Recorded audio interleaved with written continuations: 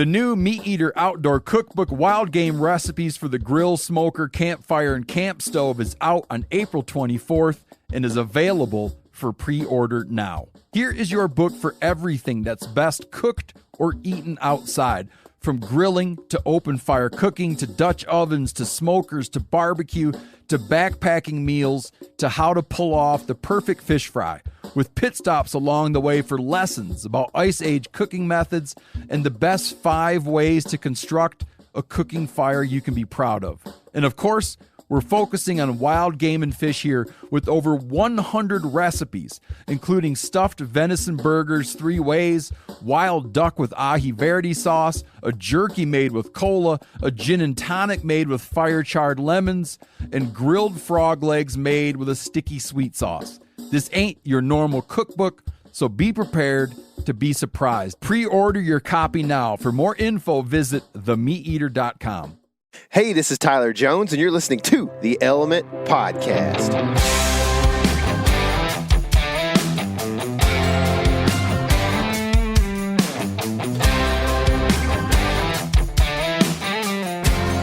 What's happening, all my woods people? It is a wonderful time of year.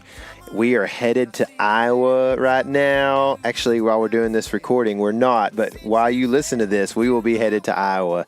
And man, that is an exciting thing. I've got a lot of packing to do currently to get myself ready to depart from Texas here.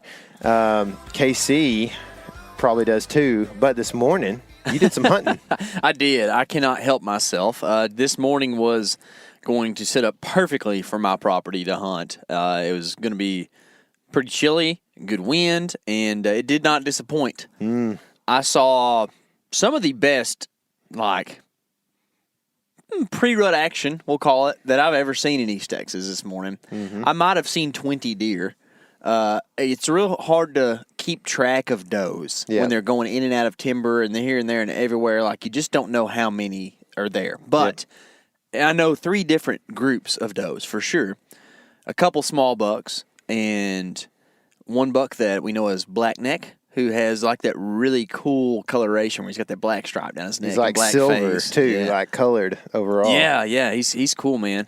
And then I saw a new 8-point that we had on camera one time.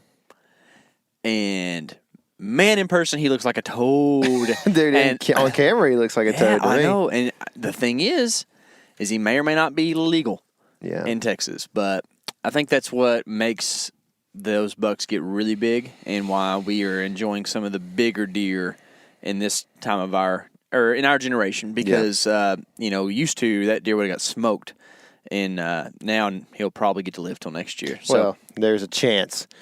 There are some people in East Texas still that don't know anything about laws. That's right. That's right. They drinking them claws. But anyways, that buck went out and rubbed a tree for quite a while this morning. That's cool. And I can only assume that he had hit the scrape down there and my camera's over, so I can't wait to go check that camera. And speaking of scrapes. Yeah. Oh, yeah. We got a scrape guy on the podcast today, a guy who has done a lot of his own personal research on scraping, making mock scrapes, using real scrapes that have been made by deer, Dave Skinner. And at least he sounds like a Southern boy. I know, Kentucky is kind of iffy, I guess, for some people, but he sounds Southern. So it's good to talk to a fellow Southern-sounding guy that kind of makes you feel like, hey, we might encounter some of the same obstacles sometimes. Yeah, that's right. Speaking of obstacles, the downer of my morning hunt. No. Tyler got the rage version of this. I'm going to try to keep it just pretty chill. So, all of this has transpired. I didn't even have time this morning to do an interview. No B-roll, no nothing. I had deer the whole time, filled my SD card the whole, to the brim during the sit. And at 8:30, suddenly, here come 3 bucks running full speed out of the woods into the pasture. And not the good kind of run, the bad run. The tail up kind of run. Yeah. Well, it wasn't even the tail up kind of run. Oh, yeah? It was the, let me tuck my tail and get the deuce out of here run. You know what I'm talking about? That run? Yeah. And it's I'm like, what is happening? And then for the next 3 minutes, like total chaos ensues. You have deer running every direction, not knowing who is scared of what. I think some of the deer are scared of the other deer. Like, you don't know what's happening, right? And then here comes more deer out of the woods. And then, like, everybody, like, stands out in the pasture and tries to calm down. And they're all looking at each other like, did you do it? Who did it? You know, and like, and I don't know. I don't have a clue what's happening. And finally, they run back to the woods, and they all run. And then there's, like, 2 or 3 left out there. And I'm like, okay. Maybe there's a coyote or something. Well, finally, these 3 deer run back by. That's Blackneck's, one of them. He came right at the base of my stand. Could have shot him if I wanted to. He's not legal either, which kind of is sad. But that's okay. He's pretty. And then I look across the pasture, and there's the wagging of a giant tail and 2 big black floppy ears off of a hound dog that I have seen on my camera a couple times. And he cleared the field and made, not only scared me, it's not like you pull up in the truck and the deer like, oh, run away into the woods and stop. Like, those deer were running for their lives from this dog. I don't know if he actually was going to kill one or whatever, but, like, they did not like it. Like, way worse than even if I'd have walked back there. So it's pretty disturbing. I was pretty ticked this morning. And I don't know who owns the dog. I've never seen the dog around except for on trail camera, and then I saw him this morning. So I kind of think he's coming from a ways off. But there's a couple of them. And I don't really know what to do about the situation, to tell you the truth. Like, part of you really wants to take care of the situation yourself, but that's probably not the right thing to do. So I don't know if I can trap the dog or if I can just find out who the owner is. But there's a couple other dogs that don't have collars that I've seen back in there too. So I don't really know the right answer. I think I might like weld me up a arrow with like a 3-inch washer on the front and just whap, just give him a hard spanking and run him off. Whatever. I don't know, man. I was ticked. Tyler bared the brunt of it this morning, but I was not happy about it. I don't know. I feel like where your property's at, you're going to deal with that from time to time. Like, maybe one year you don't, and one year you do, or a couple years you don't, and then all of a sudden there's another rogue dog. I feel like you're going to have that here. So, like, starting to develop a plan of action for that could be probably a useful thing for you in the future, And I'm with you. Like, I don't know what to do. I mean, honestly, like, I would have a hard time shooting a dog. I know people don't, there are people out there that are like, whatever, so that's cool, whatever. But I'm not that person. I would have a hard time shooting one. But, like, I don't know, man. Like, I don't know how you're going to find out whose dog that is necessarily. So it's like, do you trap it and try to take it to a bunch of houses and spend a half day doing that? Or do you just trap it and, like, take it 6 miles down the road or something and hope that it never comes back? Or do you just, like, beat it? 6 miles is nothing to him, I don't know. Whatever. I'm just saying a long ways, or do you just, just trap it and then just kick it as you run after it as it leaves, or whatever. I don't know. That worked on your guinea pig. I mean, your pot belly. Oh, it did. He has not 100%. been back. Same situation. I was like, man, is this a pet? I don't think we should shoot this thing, So you took off in, true KC fashion after this pig and just basically chased it to where I have not seen him since. So that's exactly what I wanted to happen, I don't know if you can do that with a dog or not. But, man, that's a frustrating experience. And, I saw an episode one time where Bill Winke had like 3 dogs come in and like start chasing a coyote in the field. Yeah. And they chased it into where Bill said the deer bedding was. And so, I mean, even old Bill's dealing with that kind of deal. And Bill's got a dog that falls into the stand, but it doesn't chase the deer. They got pretty used to Duke, I think is his name. Yeah. Anyway, so we're not. It's a different kind of Duke around here. It's a Dookie situation. But I don't know what to do about it. If you have got an idea and you're listening to this podcast, send us a message and let me know what to do. Yeah, if you've dealt with that, we need some help. I know the obvious solutions, but like if you have a creative solution, maybe let me know what that might be. Otherwise, I'm just going to have to just deal with that, and I don't think I'm going to deal with it. Like I'm going to do something. Maybe. I'm going to do something. I mean, about it. Like I said, whether it's just a matter of like kicking the dog after you trap Yeah. it, or shooting it with a 3-inch washer, or whatever. I don't know, or slingshotting that dude, whatever. Yeah. Ooh, that's a good idea. So yeah, because I know you're kind of an expert slingshotter, aren't you? I used to be, man. It's one of those things. I don't know if it's like a bike or not. Like used to, I could hit that target at 20 yards where I wanted to, but I don't know if that's how it is still. But Used to, you see that barn over there? Yeah. I could not hit that Could you with a not really? slingshot. I never was a good slingshotter, which I never tried that much, Yeah.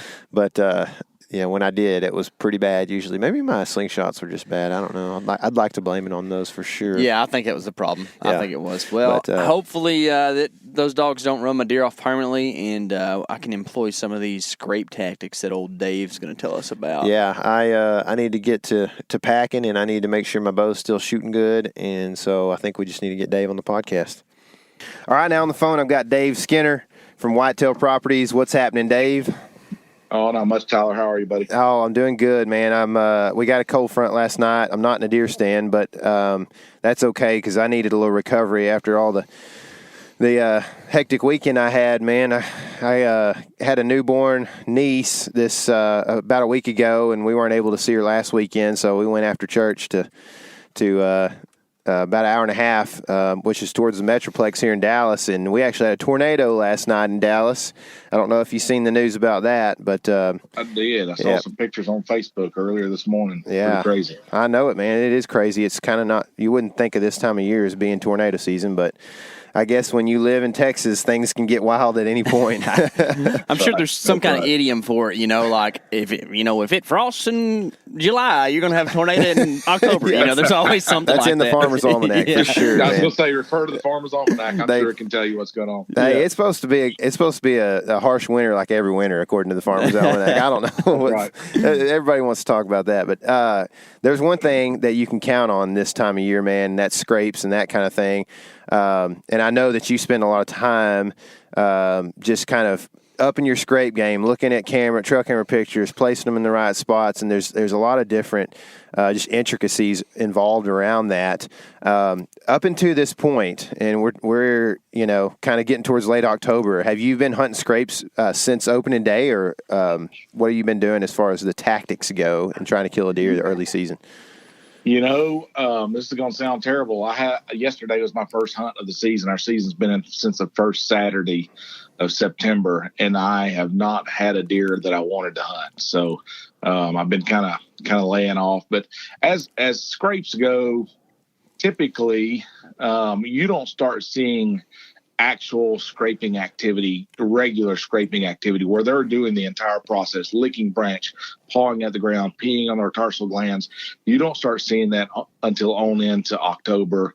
I start my mock scrapes and start transitioning cameras over to those usually right around the 1st of October, sometimes late September, knowing that I'm going to have just limited success for a week or two, but right now is when they're really hot, man.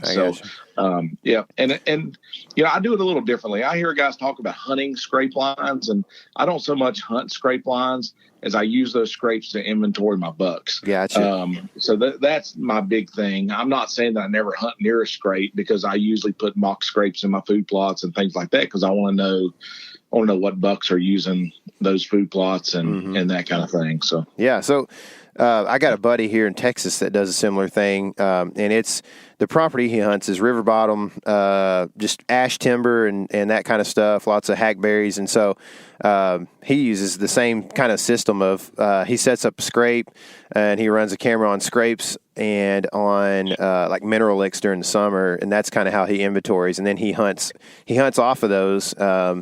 In different areas, it's so hard sometimes when you're talking about a big timber looking situation on, where you can find a deer using the property in daylight, as opposed to like why would he use that in daylight as opposed to nighttime or whatever. So, but you're in Kentucky, is that right?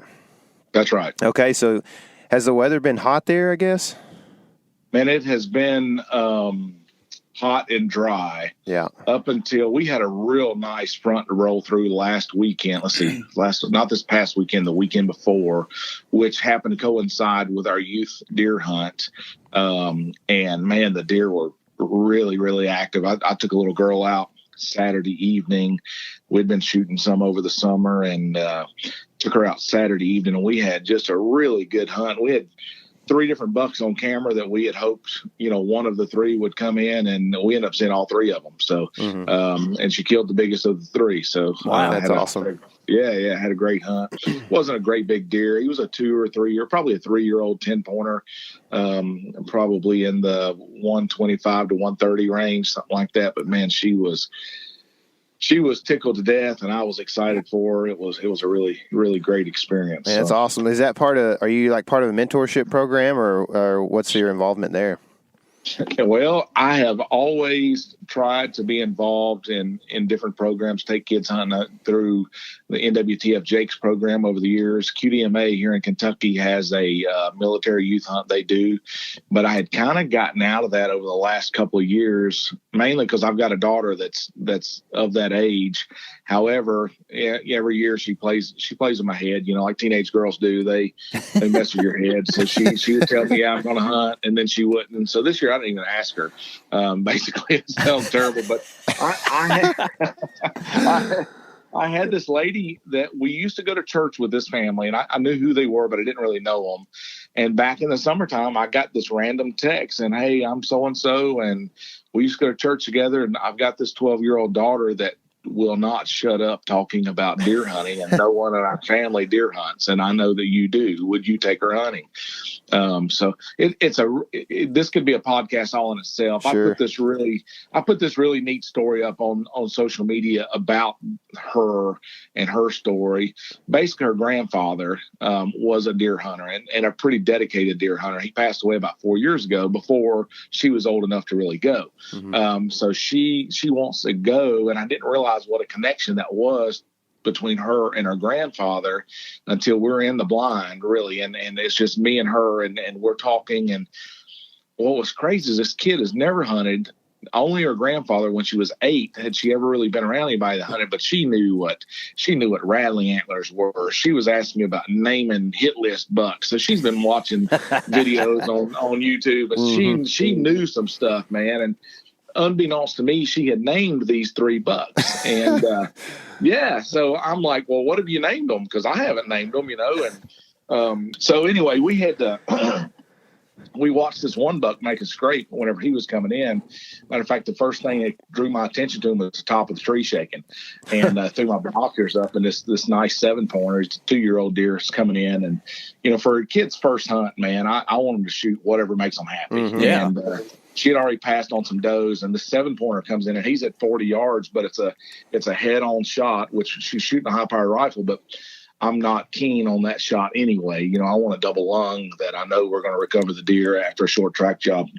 So anyway, she ended up not getting a shot at him, and when he left is when we start talking about naming these deer, and she says, yeah, I named him I-65.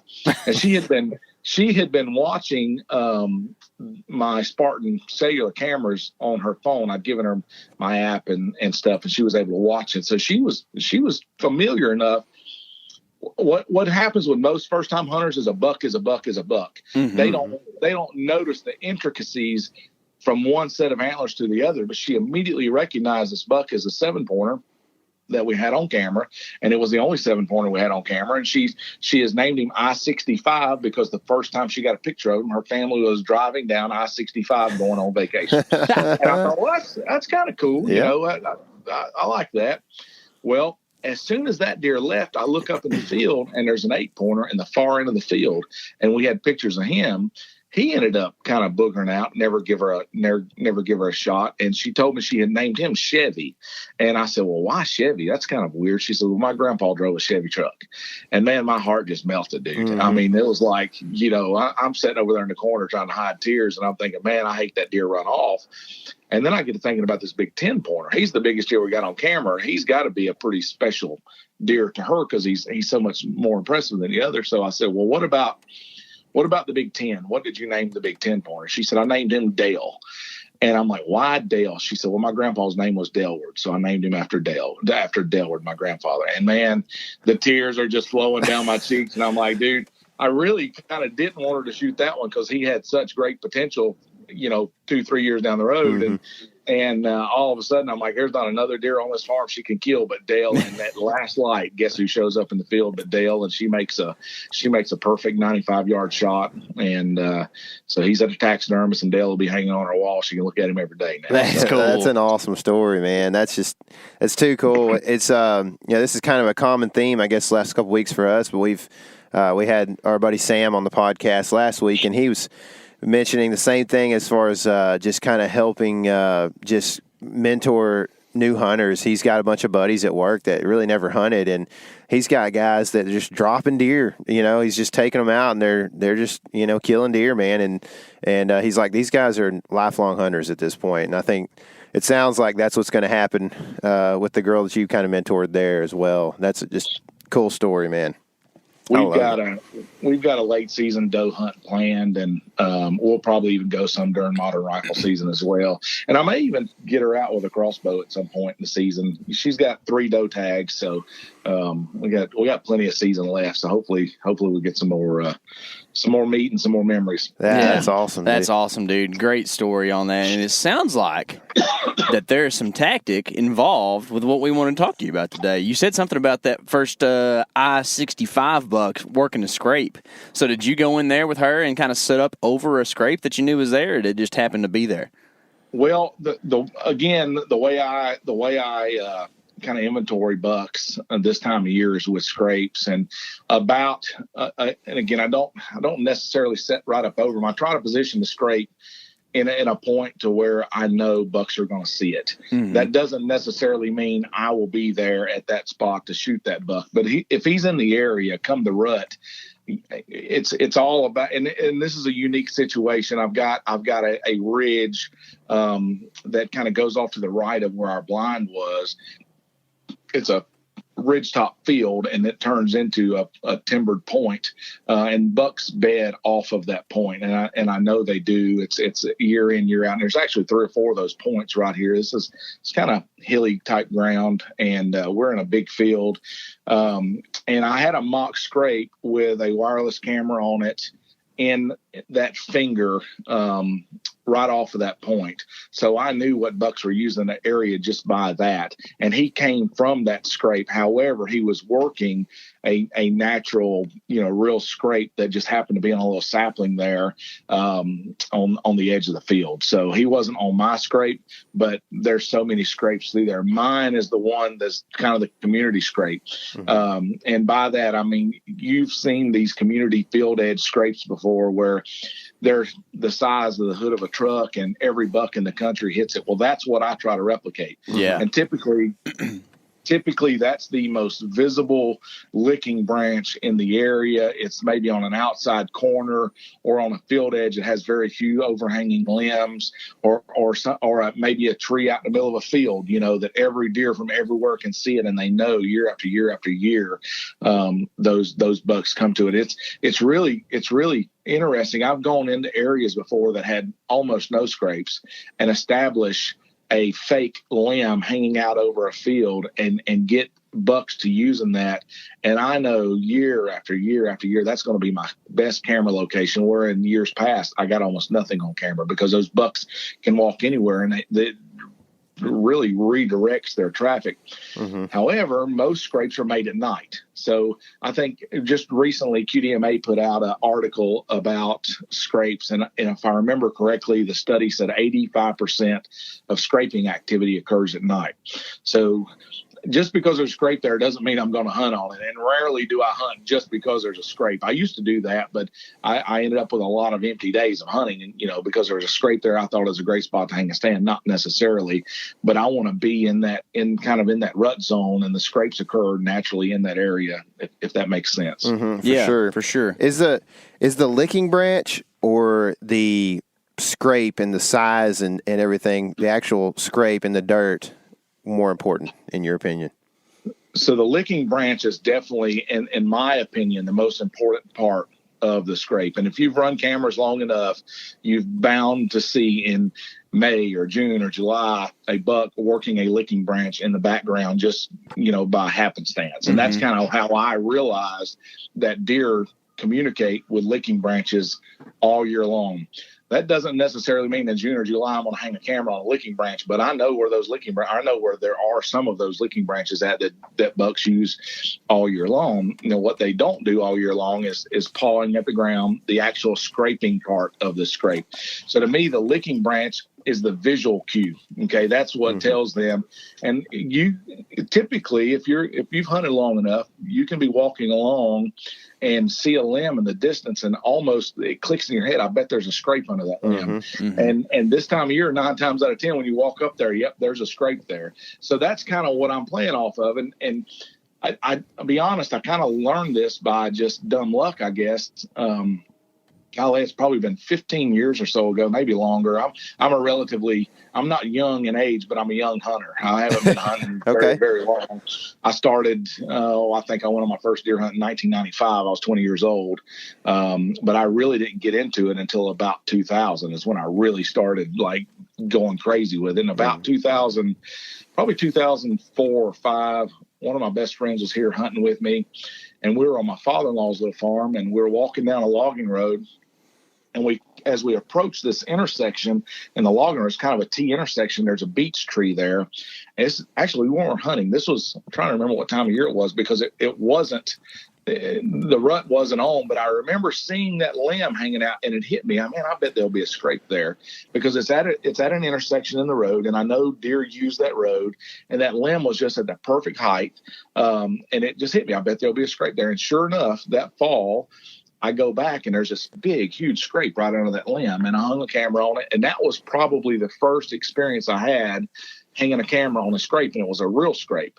And then I quickly learned that, man, I bet I can replicate that. If I can see that there should have been a scrape there, I bet I can find that again. And then I went from that to making that limb. In other words, taking a limb from somewhere else and putting it in that spot. And it just kind of, I don't know, over the last 7 or 8 years, I've tried to refine it to a point to where now it's almost a guarantee. I know I'm going to get a deer, on that camera, and sometimes within hours of hanging, literally with.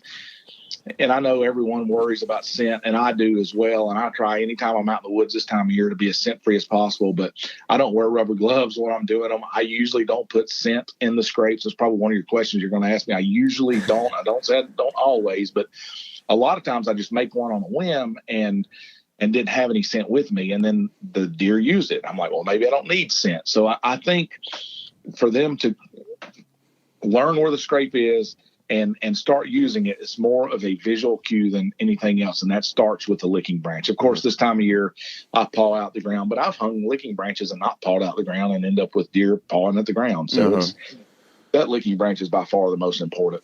So when you're making a mock scrape, like you talked about earlier, how it can like induce deer movement and the deer start scraping that area because of it.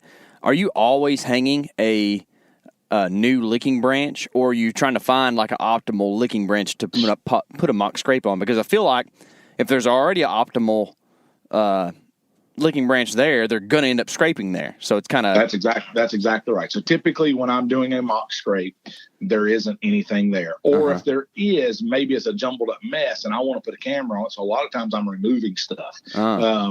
So I've got a lot of different methods, and those methods include, I've got a little scrape making toolkit that stays in my UTV all the time. I think it's called a chop saw. It came from Walmart. It's a machete with a hook on one end and a saw on the back, and then just a machete blade on the front. And it's great for cutting limbs out. I don't have to have pruners or another saw. It's not the best saw in the world, but it works in a pinch. I can chop down vegetation, and I use that hook to scrape up the ground. I, dig a little bit, that kind of thing. And I keep zip ties, and I keep paracord. And I've even used rope some for scrapes. Like heavy, like 3/4 inch hemp rope, because I noticed that bucks scrape under grapevines a lot.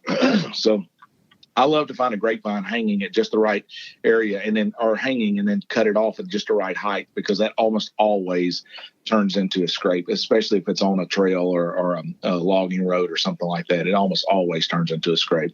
Matter of fact, I'm getting some really killer pictures and videos right now on exactly that. It was a scrape. It was a grapevine I found laying on the ground. So I picked it up and just on a whim wedged it between two limbs of a tree at just the perfect height. That's kind of it's a horizontal just stick basically sticking out. It's probably a 2-inch in diameter grapevine, and the deer are just hammering it. I mean, they're just wearing it out. I got a really nice buck on it too. Oh, that's cool. Yeah. Yeah. And just on a whim one day I was trying to find a spot to hang a camera, and I saw that laying there. I'm like, I wonder if I could get that at the right height. And sure enough, I took a little piece of not bungee cord, but paracord, and tied it in so they couldn't push it out. And it's turned out really good. So what is that perfect height that you're talking about there? What is what? What's the perfect height that you're talking about there? Just about, I'm 5'9", so I like the licking branch to be about chin high on me. I've seen them a little higher, a little lower, but just about chin high seems to be just about perfect. I guess probably about 5 foot off the ground. Bucks probably aren't as tall as a lot of people imagine they are, and they like to stretch for that licking branch a little bit. But does, I want the does using it as well, and I'll get more doe pictures on a scrape than I will buck pictures. Especially this time of year, they're more curious about it. And then in the next week to 10 days, that'll transition to where it'll be almost all bucks on the scrape. You'll get an occasional visit from a doe, and then they'll just go dead. Like graveyard dead. You'll think every deer in the world is dead, but they're just not doing scrapes. They're doing the deed. And yeah, that's how I know when the rut is here. When my scrape cameras go cold, I know that it's on, that bucks are breeding does, or they're chasing them so hard that, it's going to be in the next day or so. It's a great indicator of what's going on with the rut. So what's the kind of run us through the typical method of hanging a limb? Like what limb are you grabbing? I mean, in the case of the grapevine, it was just kind of a happenstance thing, it feels like maybe, but like, do you seek out a certain size and type of limb, and how long is it? What's the diameter of it? And how do you fasten it? In what fashion do you do that as well? It depends on what's available. My preferred limb is a red oak, because red oaks hold their leaves way through winter. Beech is another exceptional option. They hold their leaves really long, and again, it gives that visual cue, because if that limb is hanging vertically out over a field and it's still got some leaves on it and everything else is bare around, those deer will see that, and at least in my mind, that's what's happening. And it seems like I have more luck with those oak and beech limbs, but I don't always use oak and beech limbs. If I don't, it really doesn't matter the diameter of them, because you got the leaves hanging there. The big thing is it long enough to reach something overhead that I can hook it to. So sometimes I've had to cut limbs that were 20 foot tall and just wedge them in a branch that was way up, because there's nothing close by. Sometimes I'll cut almost make a shepherd's hook, just cut a V in a big long limb with another limb coming off of it, cut part of that limb off. So I've got a hook now, and I can reach up and grab a limb, pull it down. And if it's the right kind of limb and it looks good, I will just tie that off to another sapling or something nearby with some paracord. That's where the paracord comes in. If not, then I will zip tie or tie with paracord my limb onto that, so that it's hanging vertically out over the field, as far out in the field as I can get it. The key is to get it at the right height. So I want it bigger than I need it. And then I take my pruners and I make it look the way I want it to. So if it's a limb, I want multiple limbs, but not so much it's going to block the camera's view of the deer's antlers while he's working it. Because a lot of times the first picture you'll get is his nose up in the limb, and you don't get, he works it for 5 or 6 seconds. You get a few pictures and you never get a real nice, clear view. So I want to be able to define his antlers while they're up in that limb. But that's it. I mean, I've experimented with everything, just like a 1-inch limb, like trim all the limbs off of it and hang that. It works. But I like the more visibility of some leaves. And have you ever walked up to a licking branch in early October when the leaves are still on and it's kind of twisted and broken, and you can see it from a distance because the leaves are upside down and they look a little different than the other leaves on that tree? Personally, I think that's a visual cue to other deer. Oh, let me go see who's done that, because they can see those leaves are not right. Yeah. In my mind, I can see it that way. I don't know why. I know our vision and deer vision is different, but that's the thought process that I go through. If I can see it, then probably the deer can see the difference as well, especially when you're talking about just a whole row of limbs and they all look the same. And then you've got a little dogwood limb maybe that's twisted off and the leaves are silver on top and red on the other, or red on top and silver on the bottom, or silverish on the bottom. You can see that from a mile away. I think that's a visual indicator to deer. So again, if I hang that limb vertical, those leaves look like that. They look like that limb has been broken from a deer licking on it. And I think that's a visual cue to draw more attention and get more deer over there. So do you feel like a dead limb or a limb that you've trimmed that came from another place is just as effective as like a pre-existing limb that you tie into a specific place or, kind of reposition or whatever? Or do you feel like that those deer, they like the suppleness of a limb that's still attached to a tree, or does it matter? I don't think it matters. What I do, I would prefer to use a limb that's already there, either by tying it down or trimming out other stuff and leaving that one limb there that's optimal. However, even when I've got an optimal limb there, sometimes I will hang something that contrasts in that limb just to get their attention, because it looks so much like everything else. I want to try to get their attention. So I may clip, a 12-inch section of cedar limb and hang in that tree just to draw their attention, knowing that it really doesn't matter. They're probably going to work it anyway, but I just, it's like adding that last little icing to the cake. You know what I'm saying? Sure. You got to just put one little touch on it, and it makes it mine now. I've manipulated it, and now I'm responsible for what happens there, kind of thing. It's just a piece of mine, I guess. And I would prefer the limb already be there. That way, next year, it's quicker for me to go in there and set up. And because what's going to happen is over a year, that limb's probably going to get broken out of the tree or something. It won't be there next year. Now I've got to redo it. I've got scrapes I've had open now for probably, I had one farm for about 5 years.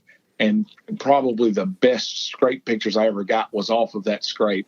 And there are other scrapes on the field edge, but they didn't have a good spot for me to hang a camera. So I literally removed those licking branches and then put one exactly where I wanted it. So I have a really good, pretty picture. In other words, I want this really nice view. And man, it was dynamite. I ended up losing the farm. Someone leased it out from under me, but I would almost guarantee you I could go back to that spot today. It's been probably 3-4 years since I had a scrape there, since I had a camera on it.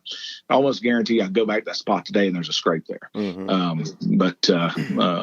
I would rather have a natural limb, but I don't mind at all to hang one. Sure.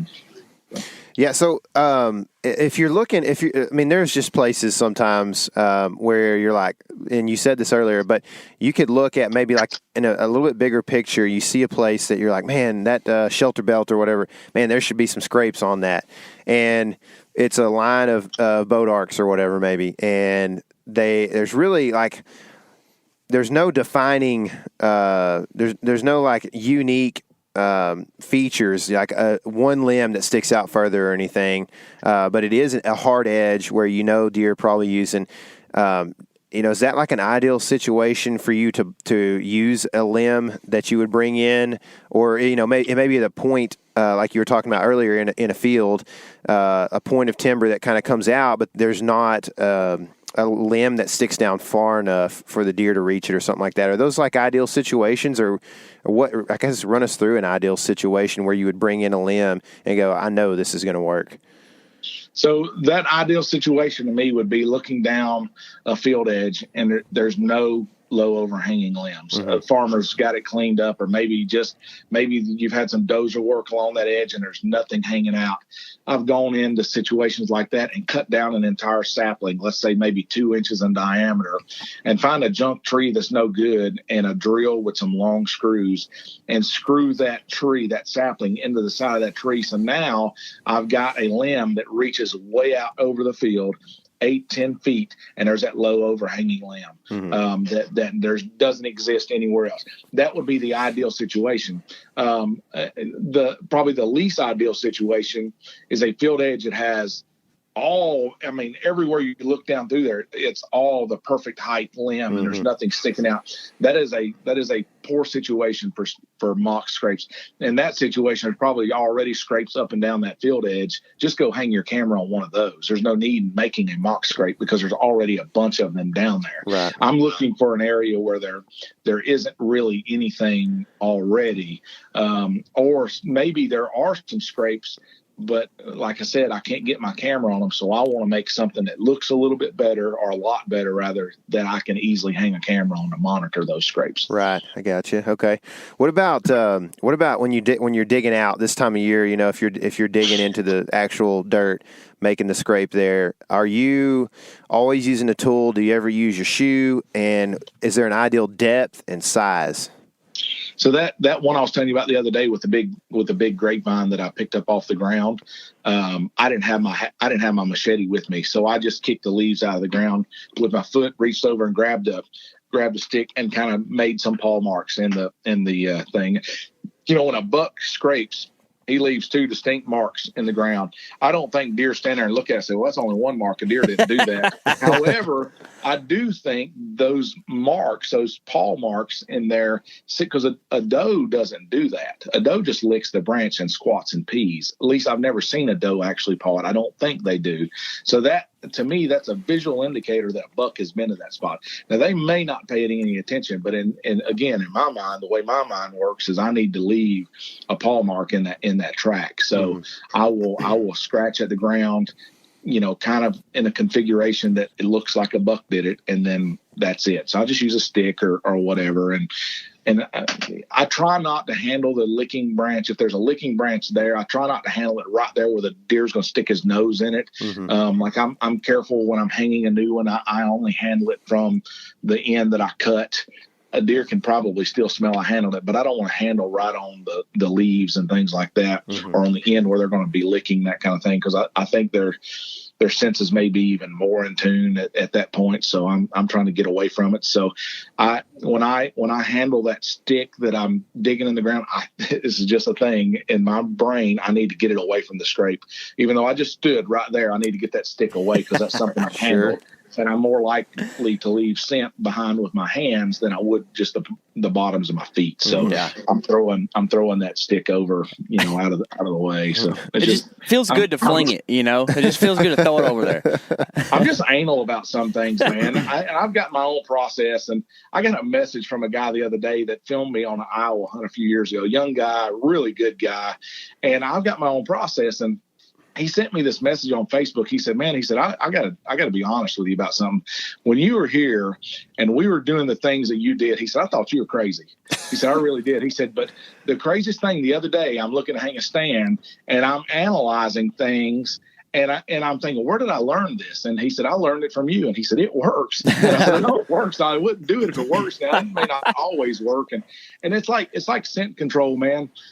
You're never going to eliminate human scent. However, I've got this routine that I go through that I believe has some effectiveness, and it makes me feel better when I'm in the woods. And I didn't do that. I hunted yesterday for the first time.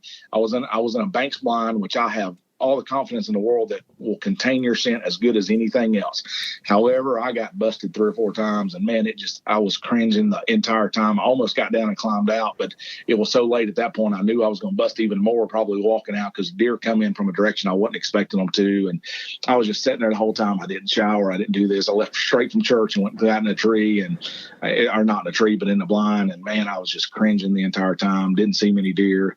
But oh well, it is what it is. Man, I can totally relate to what you're saying there about just the things that you do that you're not really sure, you know, if it makes a big difference, but it's a peace of mind thing. You know, I played a lot of football, man, and that was, you know, something that it was like, if I did great the last game, then why wouldn't I do things exactly the same way? Why wouldn't I prepare the same way? Why wouldn't I wear the same socks? Same type of things on, you know, that you're wearing on your jersey and that kind of thing. You just kind of go, whatever happened the last time I put these pads on, you know, it worked for me. So why wouldn't I do it the same way? You know, I don't know.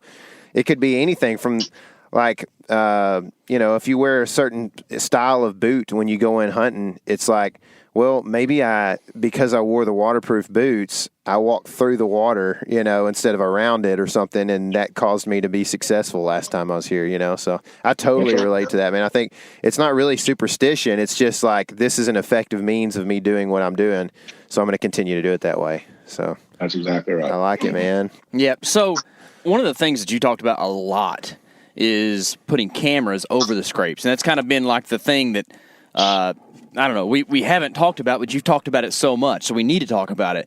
Can you tell us a little bit about, like your method for that, like how high you're going to put a camera, what type of camera, and maybe what settings you're going to put on that camera to make sure you're optimizing your use of that scrape? So here's my thing. I don't believe there's any sense in putting out a mock scrape if it doesn't have a camera on it. Why? Because I'm not gonna hunt over it. With the exception of that is in my food plots. I have mock scrapes in my food plots that I don't necessarily, because I want that buck to have another reason to come in there or whatever. That's it. But I don't set a mock scrape line to go and hunt. It's just not the way I work. So I'm going to put a camera on it. That's the whole point, is so that I can inventory the deer that are using that scrape. So my method is I want to be as close as I can and still get a good frame. So typically, most people's living rooms are probably about 15 feet across. That's about as far away as I want to be from a scrape. Cameras will sense further than that, but I want really good detail and high quality pictures just for my enjoyment as much as anything else. So, so I want to be relatively close, 10 feet, something like that. Not any more than about 15. That doesn't mean I never put them further than 15, because I do, but I would prefer to be closer. I will use like a stick and pick. I love stick and picks, and I've got a bunch of them.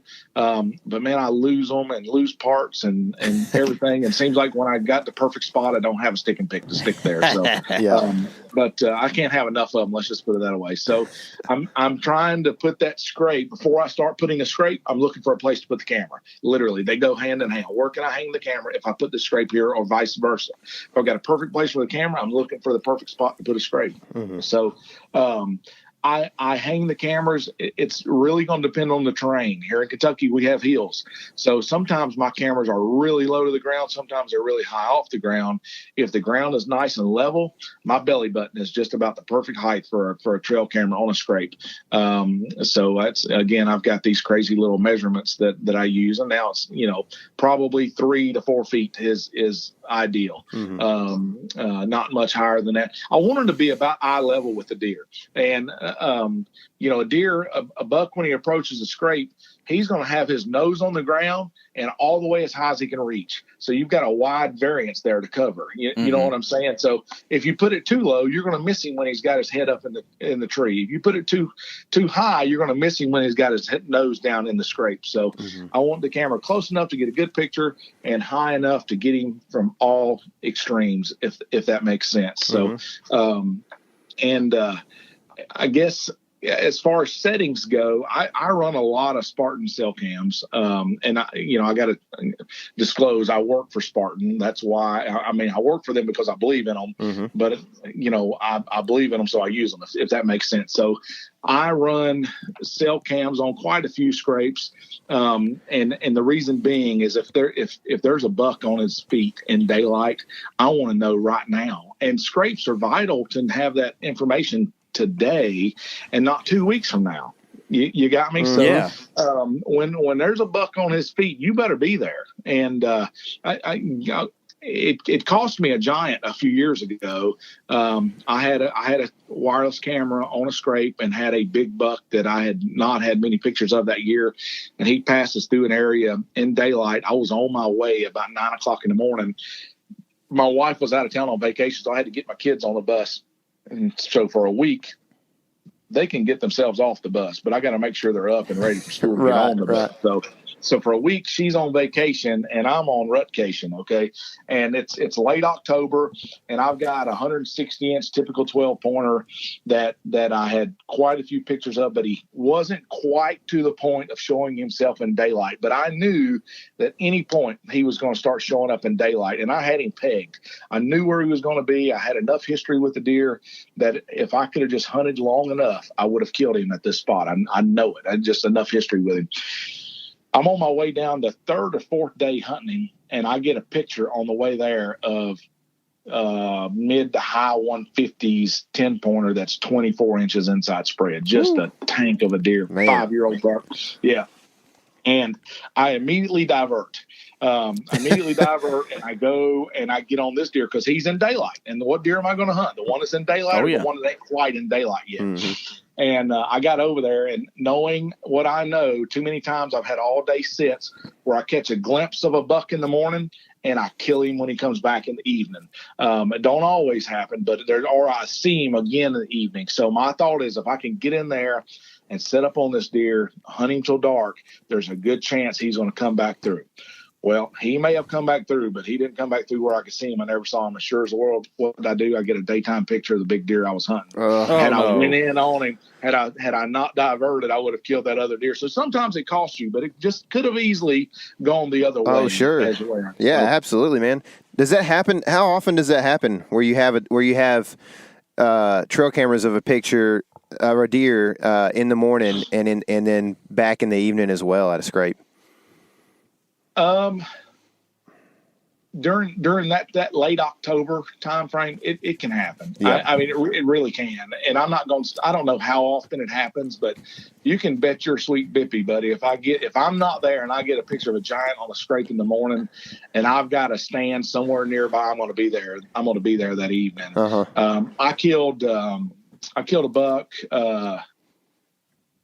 4 years ago. That exact scenario. He was not on my hit list, and we're getting on into the rut, and I'm hunting. Golly, it might have been the year of the 12-pointer. It was the same year of the big typical 12-pointer, and I'm hunting another. Let's see. I'm trying to remember what year it was. No, it wasn't. It was a different. I hope you still hunt this farm because it sounds pretty good. And it was. I hunt a bunch of different farms. Sure. So these stories won't necessarily be on the same farm, but I was actually hunting a different typical 12-pointer. Both typical 12s got killed by another hunter within a day or so of me trying to kill him. But anyway, I was hunting this other deer. He got killed like the second day of gun season. I had another shooter on camera that I had missed early, like third week of October. I missed him with a bow. I found out the neighbor killed him the next day. And then I had a giant buck that just went underground. I mean, just by giant, sometimes I'm confused. He wasn't really that high scoring of a deer, but he was probably a 7 or 8 year old buck. Just looked like a Brahma bull walking through the woods. I had him regularly, had transitioned to start hunting him. And then he went MIA. I don't know if I pushed him off the property. I don't think so. Or a neighbor likely killed him and he just disappeared. Mm-hmm. So I'm sitting there one day going through my pictures and I'm like, every deer I wanted to shoot is dead. And then I get that evening on my Spartan app, I get this deer I called Brutus. He was a 5 or 6 year old buck, probably, golly, what did he score? He's probably, I'm looking at him right now. He's probably 135, something like that, but an older deer, big old body. And I had a daytime picture of him that evening, and I thought I'll be in there tomorrow. And that was the first deer I ever shot with a rifle. That was I was a bow hunter, hardcore, but I shot him with a rifle the next evening after getting a daytime picture of him. And so it happens, man. Having that most recent information is key, man. Sure. So, what's the chances of we hunt a lot of public, and so we don't have a ton of history with deer sometimes. So if you're, say you got a camera hanging up and then all of a sudden it's been hanging there 3 weeks, you've been getting some pictures of some deer, and then all of a sudden this random buck shows up in the morning. Are you same situation? Do you think he's going to be back through in the evening possibly? Man, that's a tough one because a lot of times I think what's happening with those random deer is they're on a march and you just don't know where they're going to go. Mm-hmm. I had an encounter with a deer like that in Illinois several years ago, and we just happened to be in a situation where we could watch that deer for a long, long ways. And he worked a scrape at 20 yards of us, and I didn't have a shot. Limbs just weren't. I was with an outfitter, and we watched that buck for probably a mile and a half, and he other than that stopping to work that scrape and me not being able to get a shot of him, when he left that scrape, he was in a trot with his nose to the ground, and we watched him for a mile and a half. Just in that kind of a situation where you could see him for a long time working the tree edge, and he finally just disappeared, still on a march. So I think sometimes, especially in the Midwest, you get deer like that are on a march and you don't know where they're going to end up. I killed a buck in Kansas one time. I had a picture of him at 7 a.m. working a scrape. I killed him an hour and a half later. No, I killed him at 9:30, 2.5 hours later, a mile and a half from where we got that scrape picture at. So it's, those kind of deer, and he was a local deer. We were familiar with him, but man, sometimes you just don't know. It's a chance I'm going to take. I mean, if I've got a new deer show up in an area, I had a guy email me, a Spartan customer email me a few years ago in Georgia. It's a neat story. He went in and hung a Spartan camera and got pictures of a deer on his way home. Him and his girlfriend hung the camera. They get in their car to drive home. He's an hour and a half or so away. He gets a picture of this buck, giant, mid 150s in Georgia. Okay. He tells his girlfriend, he says, I got to go back. And he goes back, gets in the tree, and kills the buck that evening. Oh, wow. Wow. Yeah. How about that story? That's pretty cool, man. There's a lot. I mean, so if you're setting, you said earlier, you don't set up a mock scrape to hunt over it necessarily.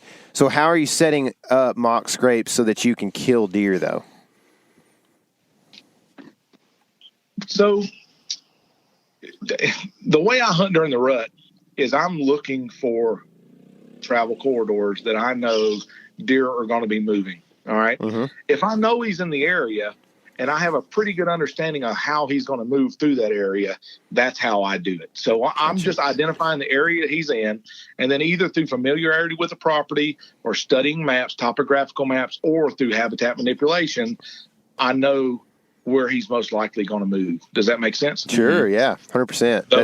That's like deer and deer habitat are going to always kind of be similar across different spaces. There's going to be things that deer just do. So, I mean, I'm picking up that you're saying, now I know what deer I want to target, and I know how deer use this property, so I'm going to go get in their way.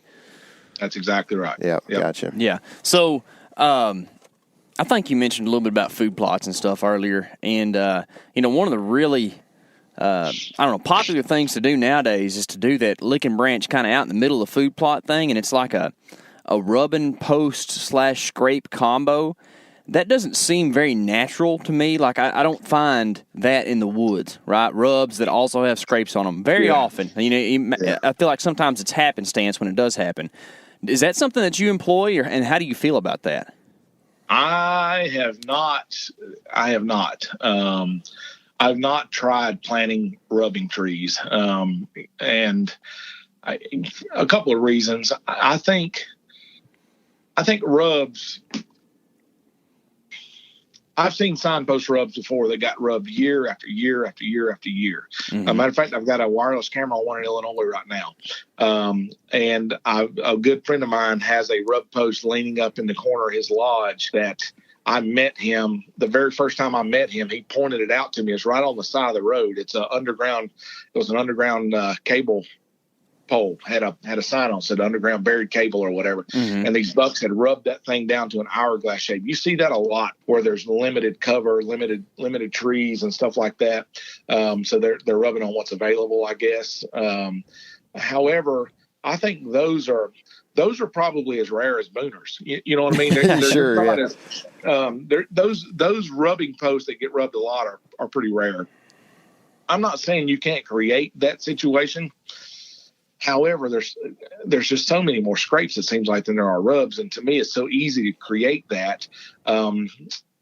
I don't know. I haven't experimented with it. It's kind of like me putting a mock scrape in the woods. I probably wouldn't know where to begin, to be honest. I mean, I would, because I would try to put them in a saddle or on the point of a ridge or somewhere that I knew was going to dictate some deer travel. But why would I even put a scrape there? Because I know the bucks, that's where they're going to travel. Right. So yeah, I mean, I guess I would for inventory purposes, but I don't know. I just haven't grasped the entire buck rub thing yet. I have planted scrape trees before, but usually it's driving a T-post and strapping a sapling to it. They're not going to rub on that, obviously.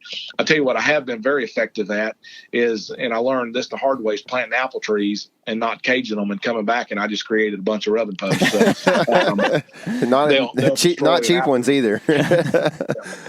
Oh, that's funny. So do you feel like a deer, they enjoy, or they tend to go to a scrape or a licking branch or something that has that overhead cover somewhat to it? You know, like maybe not like so much that it's interfering with the licking branch, but at the same time, I feel like that T-post out in the middle of the pasture with a limb on it just doesn't quite seem natural. Does it affect them much? I don't think it does. And to be honest, with a mature buck, I almost wonder if the act of him working that is kind of showing some dominance. So I think, personally, I think one being out in the open may be a little advantageous because other deer can see him. Does that make sense? Yeah. And maybe I'm wrong, and maybe I don't have that biology down quite pat, but to me, the visibility of it. You ever watched a buck just stretch all out? I mean, his back legs are out. He's stretched out just like Ryan Kirby has a painting of one, and it's like the epitome of a buck working a scrape. I forget the name of his painting, but it's just beautiful. And to me, when I picture a buck working a scrape, that's it. And why would you do all that if it wasn't to get a little bit of attention? It's kind of like the star quarterback strutting through the bar. You know, he's strutting like that because he knows he's the cock of the walk. And I don't know. I think maybe with mature bucks, having it out in the open might be advantageous. Yeah. If that makes sense. Yeah, no, it totally makes sense. I never really thought about it that way. I'm glad you brought it up. But, you know, a lot of, you know, deer just kind of get their willies out on scrapes. You know, they enjoy making it. It's not just a function, right? So it's kind of like there's got to be more to it socially than just the idea of I'm going to rub this tree or scrape this or lick this branch or whatever so that does know I'm here. You know, there's something more to it. So yeah, it totally makes sense, man. So I was in a tree one time in Kansas. My best friend Dave, who got me into hunting, was in the tree right next to me, and just by happenstance. Well, not by happenstance. We found one of those signpost rubs. This thing was a cedar tree and was as big around as my 25-year-old waist, not my 45-year-old. I mean, relatively thin, right? It was big, man. It was, to this day, the biggest rub I've ever seen. And it had generationally been rubbed, probably by deer that were there before I was there. You know what I'm saying? Cool. I mean, yes. It was just one of those kind of deals, and it survived all that over the years. And we found that rub, and we hung a stand next to it, not so much because we were next to that rub, but it was just a great spot to be anyway. And after we got in the tree, I noticed there was a scrape right directly in front of the tree on a deer trail that I hadn't even noticed coming in. And so the deer trail's right in front of us, the wind's in our face, we've got a perfect setup, there's a river to our back. It's a really neat, we had a great hunt. I ended up killing my first big buck ever the next day, just up the river slightly from where we were at this evening. So we're sitting there, and I look up, and this little 1.5-year-old 5-pointer comes strolling up that trail. And I'll never forget when he approached that scrape. Man, have you ever watched a kid sneaking in the cookie jar? Yeah.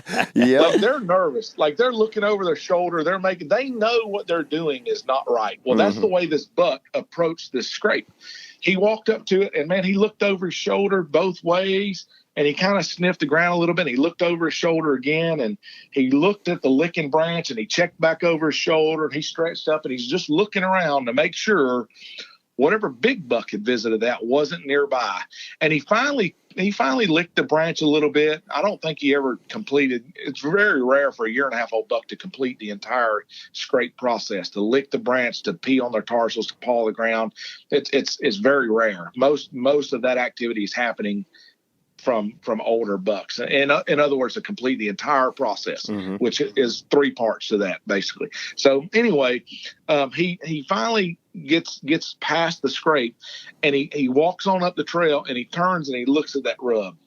Now, this is where I learned that the old thing that big bucks rub little trees, but little bucks don't rub big trees. I learned that was bogus. Now, I don't think little bucks destroy big trees like a big buck can, but they definitely rub them. So he's sitting there, and this tree is bigger around than he is. Okay, I'm serious. It's a honking tree. He looks at that tree, and he looks around, and he finally turns and faces the tree. And man, he was just as nervous. He's taking half steps. I've never seen a deer act so nervous. He had no clue we were in the world. He eases up to that tree, and he looks around again. He licks his lips a little bit, and he just kind of butts his antlers against it. I mean, his antlers won't even come close to going around it. It's like rubbing a fork on the side of the wall. Okay, that's what literally. It was just, there was no comparison. And he finally settles in, and he starts rubbing this tree, man. And he is rubbing this thing. He has every muscle in his body flexed, and he's pushing them little antlers in that tree as hard as he can. And he's going up and he's going down, and he has forgotten there's anything else in the world. Okay, there's nothing else exists but him, that tree, and hopefully a doe. Okay, that's all he's thinking. Yep. And all of a sudden, it scared all 3 of us, the deer, me, and my buddy Dave. All of a sudden, his antlers must have either broke a tine or caught something, and it popped real loud. Man, that deer came unglued, dude. And he got right back nervous and started looking all around, and he never approached that tree again. He backed out and left because he didn't know what happened. But it was one of the things that he knew that other deer could see him. He's the image, but I don't think a 5 or 6 year old buck would have behaved like that. A 5 or 6 year old buck would have walked right up to that thing, worked it, went over and rubbed on that tree, and went on about their way. But man, he was nervous. So that's what I mean by I think a mature buck would probably enjoy showing himself a little bit at a scrape that's kind of out in the open.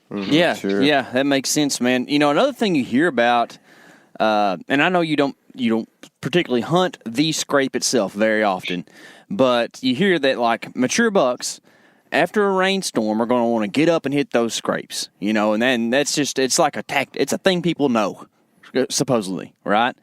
How do you feel about that? I don't know, man. I guess I've never really put any effort into confirming that. Maybe I should. Maybe I'd hunt scrapes more often, but I never have put any effort into confirming that. Probably wouldn't be too difficult to go back and look, because I've got 10 or 12 years of scrape photo history, so I could probably go back and maybe with some historical weather data confirm or deny, but I don't know, man. I wish I could comment on it, but I'm not sure. Yeah, I got you. Do you go back and look at history a lot when it comes to trail cam photos and stuff, and maybe confirming maybe this scrape worked better than this scrape, or vice versa, or whatever? I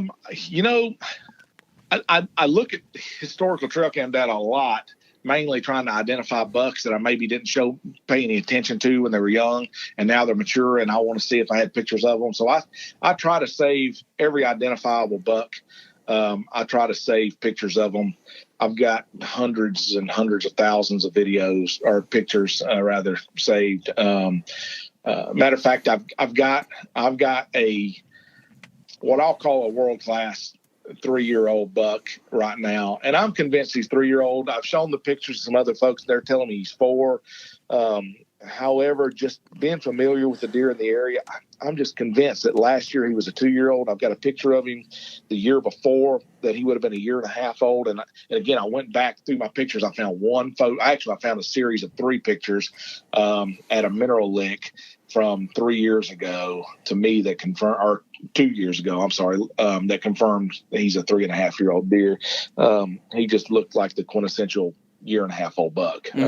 Just had a pretty good rack in a year and a half. But so I look at historical data a lot. Matter of fact, I had a shooter show up about 3 weeks ago on a farm I hunt with some other guys, and I just from memory kind of mistook him for another mature buck from last year, and I was kind of surprised he grew so much antler in 1 year because he was probably only mid-130s last year, but was on the hit list because of his maturity, and nobody shot him. I knew he made it through the season, and then this year when he showed up, he put on 15 inches of antler, and for a 5-year-old buck to put on that much at that size, it was kind of unusual. Mm-hmm. However, he didn't look any older, which was unusual as well. But we just discounted it as that was the same deer because his antler characteristics were so similar. And then he had a double white throat patch. The deer my buddy killed had a double white throat patch, and I only had a few daytime pictures of that deer last year, and I couldn't find them. So I spent about 2 hours the other day, and I had just misplaced a folder of pictures on my desktop, and I finally found them. And sure enough, the buck last year we called the Flyer 9 did not have a double white throat patch. And he showed up a few nights ago, and man, he is unbelievable. He didn't grow much antler, just like I expected. He might have put on 5 inches of antler from 1 year to the next, but his body is just unbelievable, man. He's now got my full attention. Absolutely. And he doesn't score much. I've got 2 deer like it. I've got 2 over-the-hill bucks. One of them might score 90 inches, and then this one scores probably 140, and I'll shoot either one of them that gives me an opportunity. They're just not quite yet on that daytime pattern. I went in yesterday with a muzzleloader after the Flyer 9, hoping that he would slip up. But it's funny. You guys use the DeerCast app? No, we haven't, man. Probably should. Man, it amazes me how accurate that thing is. And I got busted some, so I'm sure that kind of had some influence on what I saw. But this spot I was at, typically I was here. And I think I saw 8 or 9, and only 2 or 3 bucks, which is probably great for it would be phenomenal on some farms I have, but this farm, it's got a really high deer density. But anyway, he was a no-show. I should have known better. The DeerCast app said poor, so I should have stayed at home. But I don't want to put too much faith in that because it's kind of a lazy man's answer to when to go hunt. I want to hunt when I have an opportunity. But I've been amazed at how accurate that thing is with deer movement on when it says a good or a great day. It's amazing to me, which Mark and Terry have been doing it long enough. They should know. But anyway, pretty unique. Pretty interesting how well that thing actually works. Yeah, but man, I love that kind of stuff. The next new secret or whatever, but you just can't kill them at home. And then that's right, man. When you're a busy exactly dude, right. Sometimes you just got to hunt when you get the chance, and that's right. That's why it's good to take this holistically and try to take like the stuff we learned from you about scrapes and apply it with all the other knowledge that we've acquired. And then hopefully the day you do get to hit the woods, you can make the best moves possible to put yourself in the best position to kill that big buck. Mm-hmm. My philosophy behind that is if I can hunt, I am. Yeah. However, if it's a day that says it's going to be great and the timing is right, you can bet your bet I'm going to be changing some appointments around, and you know what I mean? Yeah, exactly. I use them in that way. I don't want to miss the day. Usually I already know that the weather front's moving in. There's something that's going to trigger that activity, and they've done the same thing. They just managed to put it in an app format, but we've all got that in our head. We know what days are going to be great and what typically aren't. So. Oh, absolutely, man, Dave. This has been a great podcast, man. I appreciate it. Just tons of practical advice for guys that are busy and working and that kind of thing. And you can get some guys on here that talk about just outrageous scent control involved and stuff like that. And man, it's cool if you can do that. But some guys, they gotta, like you, take the kids to school or go to church, and then they gotta dip out and go hunting for the evening or whatever. And you don't always get to get all the cologne off you or whatever you got on. So it's man, I like all the practical advice you gave, and the stories were great, man. I appreciate that a lot. What's a way somebody can get in touch with you? Maybe see some of the properties you got, or just ask you more about scrapes or whatever. Man, easiest way to get in touch with me is, or find out properties, I guess I should say, is whitetailproperties.com. And then there's an agent's link on there, and just find my name. I usually have some pretty nice properties here in West Central Kentucky. But anywhere in Kentucky, if somebody's looking, tell them to give me a call. My cell phone number's listed on there. I'll give it to you even. It's 270-791-3705. So if you're looking for hunting property in Kentucky or you got something you want to sell, call me. If you got a hunting question, hit me up on Facebook. I'm on there probably more often than I should. Let's see, what is the name of my Facebook page? Dave Skinner, Whitetail Properties of Kentucky or something. I think if you search that, you'll find me. Cool. I've got a pretty good following on social media. I post a lot of hunting tips and habitat related stuff on my Facebook page. It's not just a real estate deal. Mm-hmm. You know, it's probably 90% hunting related, 10% real estate, because I feel like I owe it to give back, you know. So I put a lot of habitat related stuff on there, food plot information, not as much now as I used to, because it seems like I'm too darn busy, but I've got probably 50 videos on my phone that I've not posted because I've been too dang busy to actually post the darn things. But but anyway, yeah, that's probably the best way to get in touch with me. And real quick, we talked before you started recording.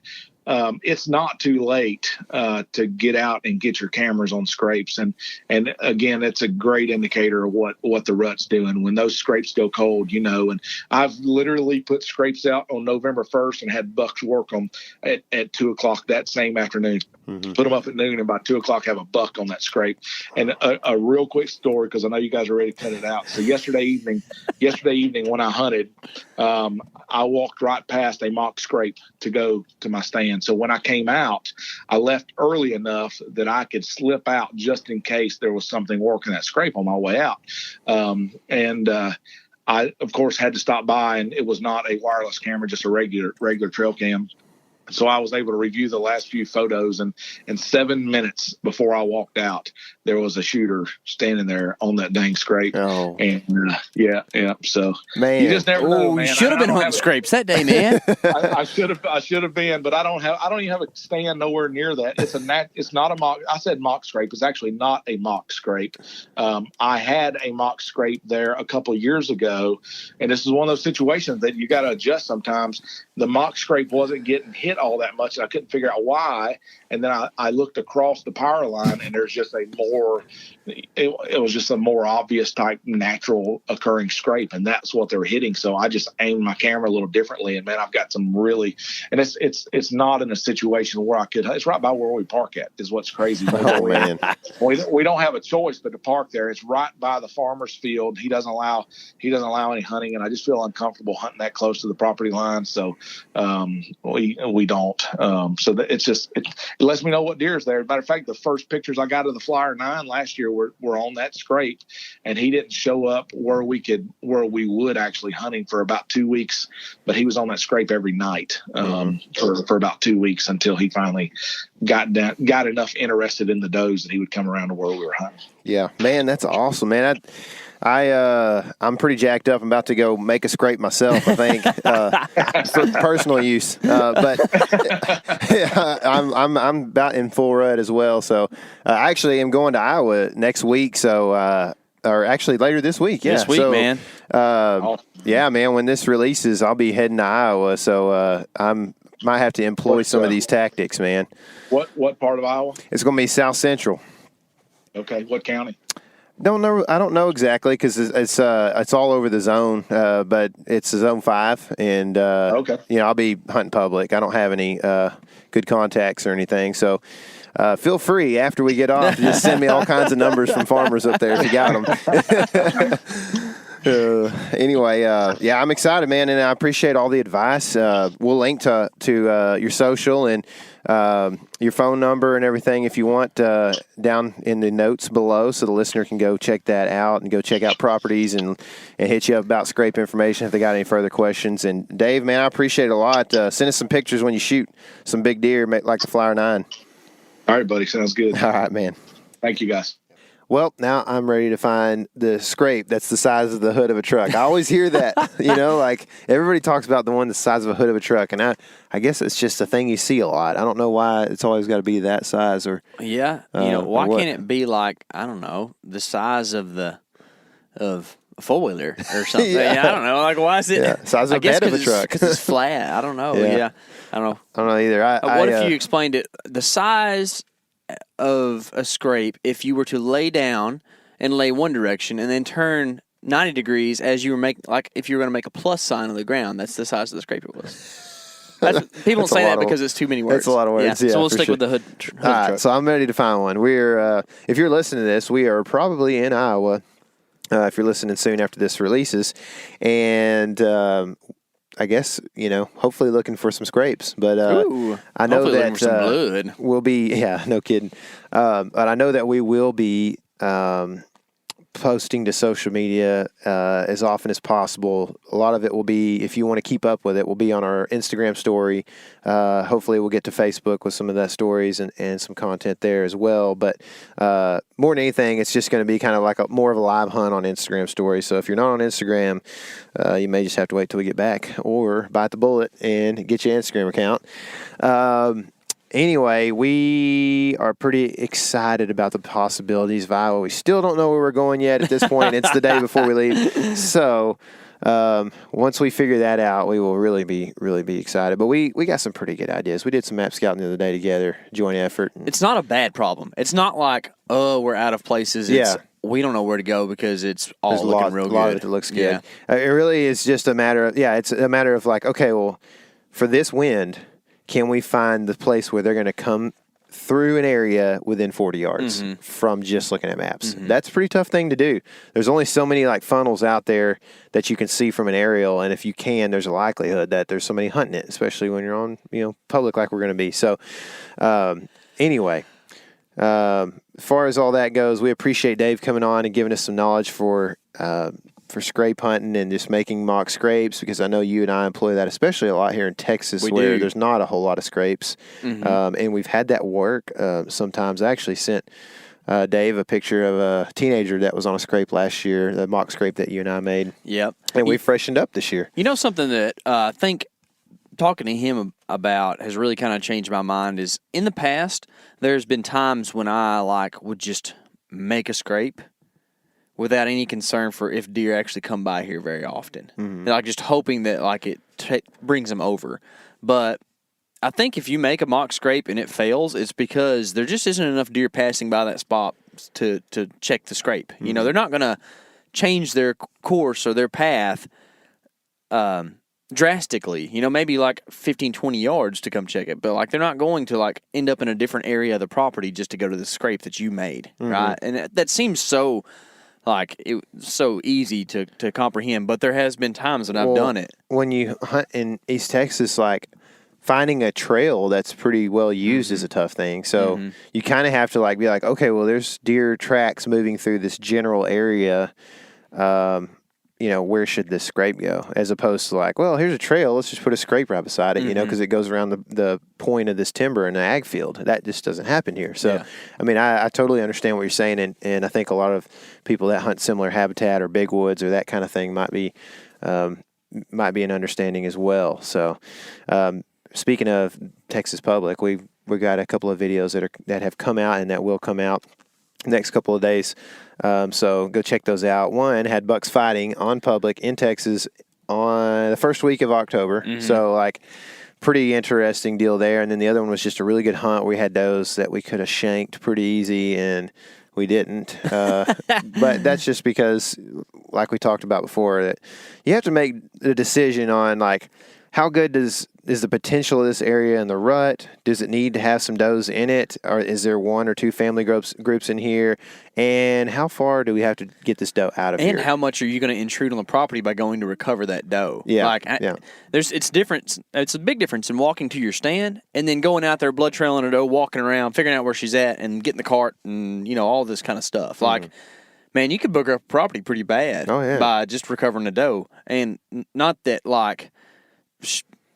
she's worth less, but we all want to kill big bucks too, and you feel like you can find does in a lot of places. Yeah, there's more does in the woods than there are bucks. Exactly. So knowing that, it's definitely and you're not looking. You may not be looking for such a small number of or percentage of those does. For instance, a lot of times you're looking for a buck that's legal. He's got to be 3 years old most of the time, you know what I mean, at least. Well, for a doe, you could shoot a 2-year-old doe and be plenty happy, you know what I mean? Those live longer, too, so you could shoot a 9-year-old doe. If you shoot a 9-year-old buck, that's a big deal. It's just not a thing that happens. So, sure. I don't know. I think it's just part of what you do. You got to be particular about things. But in general, we have seen more deer on Texas Public this year than what we have in the past. Yeah. Like, it's a good year. Yep. I think that we are no better than what we ever have been. I think we're just lucky. Well, I mean, we had cold weather in October. I know, man. I That's mean, a big deal. It's a different year. We're talking about this before Yep. the podcast. This is a different year, guys. I hunted this morning. It's October 23rd, and saw some heavy pre-rut action, and saw 2 really good bucks on their feet up until 8:30 when the dog ran them off. So I don't know if we emphasized how big that one buck was good enough. Like that, the buck that you got on video is like was making my heart jump around a little bit. I mean, that buck is like he's heavy. He's heavy. Good He's got eight. long tines. He's got a big body. He Kind of like, high racked. Yeah. He's a great buck. He just, he probably's wider than 13, but he's not to the tips of his ears because he's a bigger deer. Yeah, that's what I think too. But I'm not going to risk it. I think he's It's not going to worth get the risk. pass. Well, yeah. I mean, dude, the thing is, it's October 23rd. Dude, you're probably going to have? I mean, we know this area a little bit. You're probably going to have a little bit better deer show up. So yeah, whether you he's a shoot good him or one. not, he was a deer like I had to. You taught me this too. Like I wanted to get him closer, but I kind of already knew I wasn't going to shoot him. Mm-hmm. So I had to tell myself, like, you know what? It's not worth messing with him if you're not going to shoot him. Because I used to, I would have just tried to see how close I could get him, and then maybe talk myself into shooting him or something, But like I knew I probably just need to let him sit. And well, I don't know where I was going with that. Well, I don't know either, but I know that it's funny that you mentioned that because I was watching. It's been probably a couple months now, but this summer I went back and watched our baby body buck that you passed on public. Yeah, and he's like that's 5 yards. That's the time I'm talking about. Yeah, and so and then he gets weird because the wind was swirling or something. Whatever, I was moving. I don't know, but like him and the doe kind of get weird, and so he like follows her out, and he gets out to their like 30, 35 yards, and you're like, should I see if he'll come back in? Should I rattle at him, call at him, whatever? I don't remember what you said. Should I mess with him? And I was like, I probably wouldn't if you don't want to shoot him or whatever. Mm-hmm. And so we didn't mess with him. And then the next year we saw him again. And he was a giant. Yeah, but never got a but shot. We didn't see him from the stand. So, party. Yeah, so that was pretty awesome. Yeah, but I don't know where you were going with that, but it's a something about hunting deer. That's what I was going. I think that's probably what you're looking at. Anyway, so those videos of some of our excursions in Texas will probably be posting hopefully sometime soon. I know we're going to be in Iowa and pretty busy, but we may get some editing time on the way up and that kind of thing. And hopefully we can just keep them as close to live as possible because I know that's what you guys enjoy seeing and keeping up with our hunts. And I appreciate a lot the interest that you guys have in us personally as opposed to just going and searching for hunting videos all over the internet, Yeah. So feels good to have some friends out there in the hunting world that care about you and I guess likewise, send us pictures, man. If you guys are killing bucks, we've had several people send a couple of really big deer have been shot and sent to us as pictures, and it's just like that. Just jacks me up. I know, man. So y'all keep sending them if you shoot anything, man. And at some point, this is going to get crazy because it's November's right around the corner. So anyway. I hope you guys are gearing up. I hope you're excited as we are. I hope you're getting to go on trips. And I know that rutcations are coming up soon. So be careful out there in the woods and make the best of it. And remember, this is your element. Live in it.